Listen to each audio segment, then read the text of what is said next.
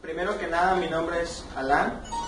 En este video les voy a hablar sobre 5 diferencias entre los dos métodos para la obtención de platos en las columnas de destilación fraccionada, como lo son el método de McKay-Thiele y Ponchon-Savary. Bueno, la primera diferencia es el nombre, McKay-Thiele, Ponchon-Savary. La segunda diferencia sería la forma de trazar los platos. En este es en escalerita y en este son líneas. No, no es cierto, ya, seamos serios. Vamos a hablar sobre 5 diferencias entre los dos métodos, en este caso el de McKay-Thiele y el de Ponchon-Savary. La primera diferencia entre estos dos métodos sería la presión, ya que en el método de McKay-Thiele se considera una presión constante. Puede ser la presión que ustedes quieran, pero siempre y cuando la presión sea constante. En cambio, en el método de Ponchon-Savary se considera la presión, y las tablas que vas a utilizar para graficar tienen que ser a la presión que se va a utilizar la columna. En este caso, si utilizas una columna a una atmósfera, se tiene que buscar las tablas de entalpías de la mezcla a esa presión. Si la presión cambia, se tienen que buscar las entalpías a esa presión. Otra diferencia entre el método de McKay-Thiele y Ponchon-Savary serían los flujos molares, ya que en el McKay-Thiele se hace la suposición de que por cada mol que se evapora del componente más ligero, el otro se evapora de la misma manera. Que eso quiere decir que si en este plato se evapora 0.5 mol de esa sustancia, la otra parte se conserva líquida. Y en cambio en el método de Ponchon-Savary no, ya que los flujos de molares no son iguales. Es por eso que cuando se hace el trazo del plato se tiene que medir la fracción de vapor, de fracción de líquido y de vapor que hay para poder, en base a la curva de equilibrio de la sustancia. Es por eso que en el método de Ponchon-Savary tenemos que medir en base a la curva de equilibrio qué porcentaje de vapor hay en ese líquido, para ver el equilibrio entre que hay la transferencia de masa. Otra de las diferencias que hay entre el método de McKay-Thiele y el de Ponchon-Savary son las pérdidas de calor, ya que en el método de McKay-Thiele se considera que las pérdidas de calor son despreciables. No importa las pérdidas de calor que haya ni en el domo, ni en el fondo, ni en ninguno. O sea, las pérdidas de calor no cuentan, simplemente se hace un balance de materia. En cambio, en el método de Ponchon-Savary se consideran las pérdidas de energía que hay con su medio. Es por eso que se utilizan las entalpías, ya que tú lo que vas a buscar es un balance tanto de materia como de energía. Por eso es muy importante, ya que se cuenta tanto el condensador como los calentadores para poder hacer el equilibrio, ya que se trata de un método mucho más riguroso que el de McKay-Thiele.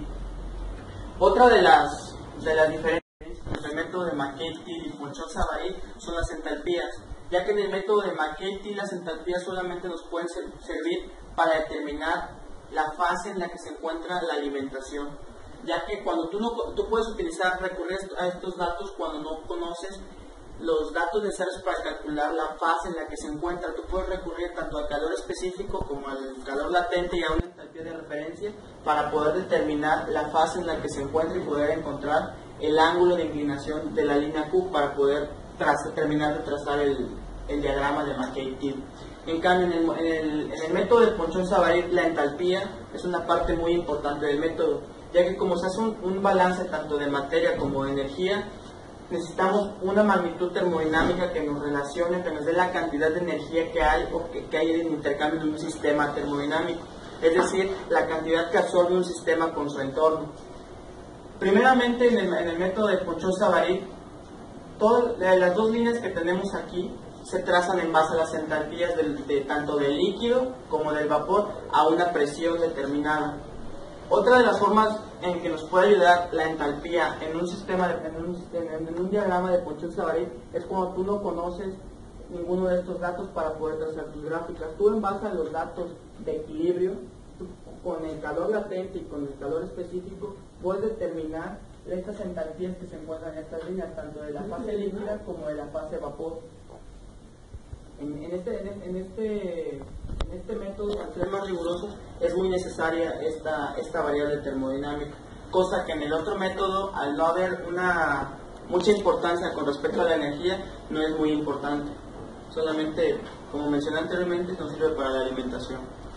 Otra Otra de las diferencias que hay entre el método de McKay-Thiele y Ponchon-Savary son las condiciones límite, ya que en el método de McKay-Thiele las condiciones límite es cuando la línea de operación de la zona de enriquecimiento se una con la de operación, que al disminuir el reflujo hasta cero se una y la línea de la parte de la zona de enriquecimiento se haga una sola con la línea de operación. Entonces, al desaparecer esta línea y ser exactamente la misma.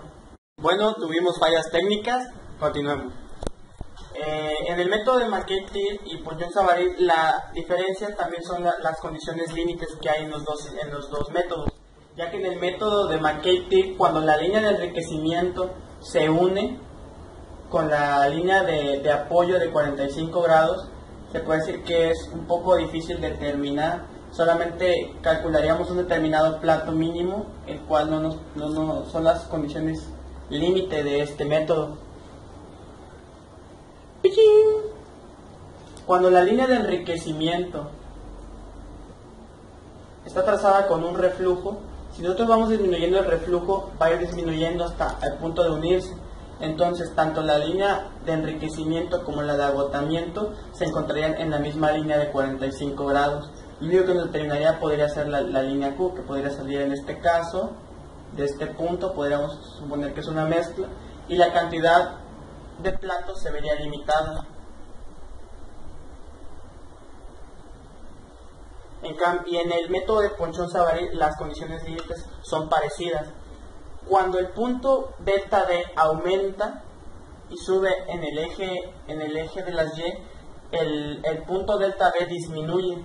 Entonces, suponiendo que el punto delta D subiera hasta el infinito, delta D sería infinito, por lo tanto no podríamos determinar la cantidad de platos, ya que no habría una forma de unir tanto delta D con delta B para poder determinar el punto delta F.